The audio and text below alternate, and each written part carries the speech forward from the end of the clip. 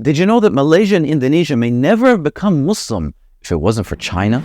You see, while Malaysia and Indonesia are two separate countries today, in reality they inhabit a continent of thousands of islands, each with their own language and people and culture. And in the 700s, the dominant power in the region was Srivijaya, a Buddhist kingdom which built its empire on a foundation of trade by sea. Soon after, the traders of Srivijaya began noticing an ever-increasing presence of foreigners arriving by ship from the west.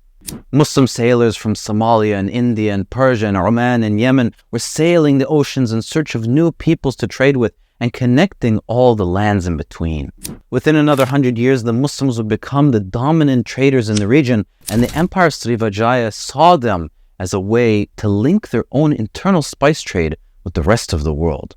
Soon, Muslim merchants began settling along the northern and western coasts of Sumatra, the main island under Srivijayan control, and not long after, the first Muslim sultanates in the region would begin to appear. In the north of Sumatra were a cluster of small kingdoms that Srivijaya was never able to fully dominate. And one of those kingdoms was based in the city of Perlak, on the northeastern coast in modern-day Aceh. At some point in the mid-800s, the rulers of Perlak accepted Islam, marking the beginning of the very first sultanate in the region. But it would take another 400 years before the rulers of another kingdom embraced Islam. In the late 900s, Srivijaya began making gains along the north coast of Sumatra, invading the small kingdoms there and bringing them under its control. Soon, Perlak too found itself at war, struggling to remain independent from the empire. However, the Srivijayan occupation of the Perlak Sultanate didn't last long, as in 1025, a new empire began its own campaign. The Chola Empire of southern India launched an invasion of Srivijaya, attacking its capital city and imprisoning its king. Now leaderless, Srivijaya descended into chaos and confusion, allowing for the local kingdoms to slowly regain their autonomy in the region once more. For the next 300 years, northern Sumatra remained divided between the local kingdoms, and throughout this time, Muslim traders and Muslim locals continued to spread Islam amongst the people. Soon, Muslim traders began traveling beyond Sumatra, arriving in the Maluku Islands and eastern Java and the Malay Peninsula as well. And it was then that a second Muslim kingdom took shape in 1136, when the king of Qadeh accepted Islam, taking the name Muzaffar Shah and founding the Qadeh Sultanate. Muslims continued giving da'wah throughout the region, but the process remained slow and efforts were limited to a grassroots level. But soon all that changed when a small yet extremely important event occurred, beginning a tidal wave of new sultanates to come. In 1267, the 17th Sultan of Perlak offered his daughter's hand in marriage to the king of the neighboring kingdom of Pasai.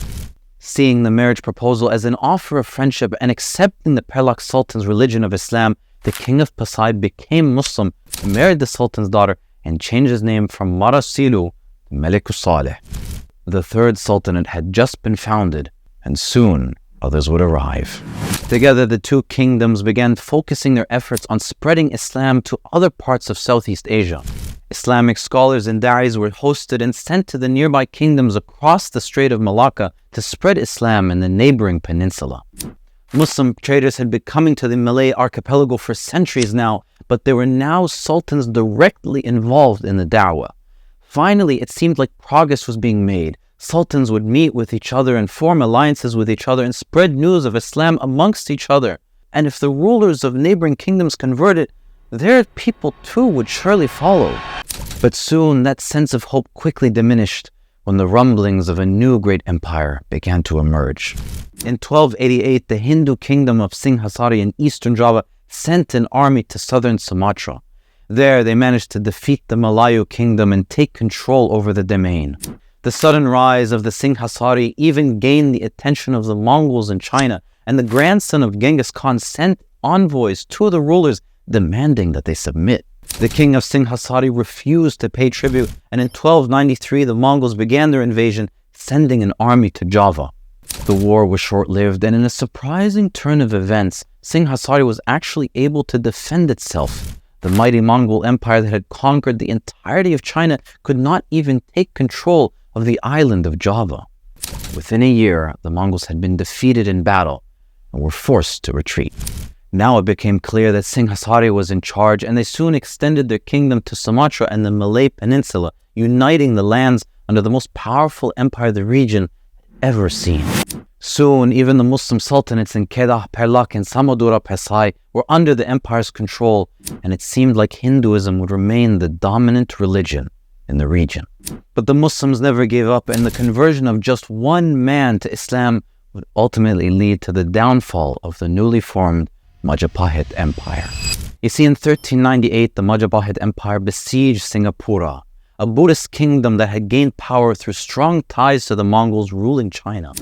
But by now, the Mongols had lost power in China, and with the help of powerful Muslim generals and bureaucrats in the country, a new Chinese empire had risen.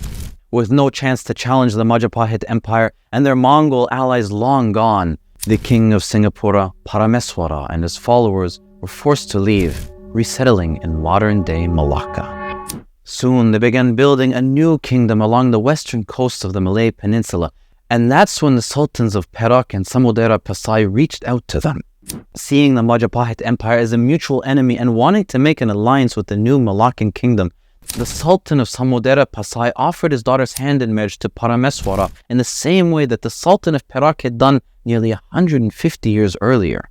Parameswara accepted the proposal, converting to Islam in 1414 and changed his name to Megat Iskandar Shah and founded the Sultanate of Malacca.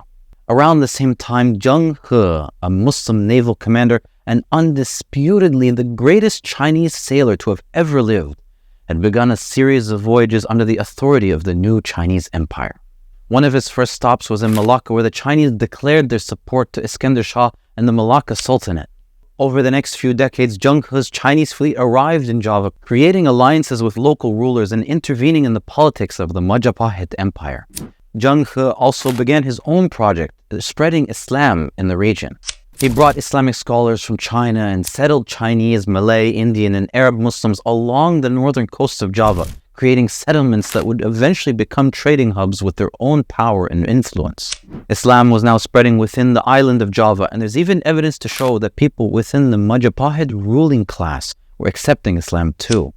And while this was happening in Java, the Malacca Sultanate was making its own moves as well, expanding throughout both the Malay Peninsula and also into the Majapahit territories in Sumatra. It was clear that the Majapahit Empire was losing influence and land, and that the Muslims were now gaining the upper hand. In the mid-1400s and throughout the 1500s, new Muslim sultanates began to appear. In 1457, the Sultan of Patani was formed, followed by the Sultanates of Tidore, Jailolo, and Bachan in the 1460s. In 1470, the Pahang Sultanate was founded, and in 1475, the Demak Sultanate split off from the Majapahit Empire, gaining independence. By 1486, Ternate had its first sultan, and then in 1496, the Aceh Sultanate was born. Aceh then began expanding throughout northern Sumatra in the 1520s, while at the same time Demak crushed an attacking Majapahit army, causing the complete collapse of the empire in 1527. The Sultanate of Banjar was founded the year before, and then Kalinyamat and Banten in 1527, and then Johor in 1528, and then Cirebon in 1547, and then Pajang in 1568, and then finally the greatest Islamic kingdom in Java, the Mataram Sultanate, was created in 1586. By now, Islam had spread throughout the Malay archipelago, and all of the major islands had sultanates ruling over the land. And with the ruling classes now Muslim, most of their people began adopting Islam as their religion too. The spread of Islam in Malaysia and Indonesia was initially very slow, with it taking centuries of dawah before even the first sultanates appeared. And even then, Islam only really spread in great numbers in the 1400s during the collapse of the last great Hindu empire.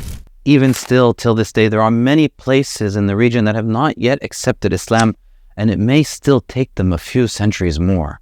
But because of the efforts of the Muslims of Somalia and Oman and Yemen and Persia and India and China, and of course the Malaysian and Indonesian Muslims as well, these two countries form one of the largest regions in the Muslim world, and perhaps one of the most important regions as well. Like and subscribe for more Muslim facts.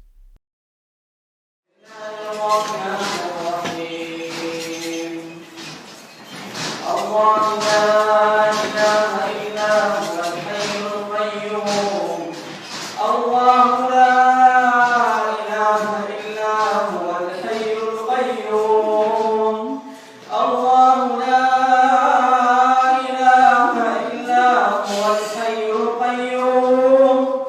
لا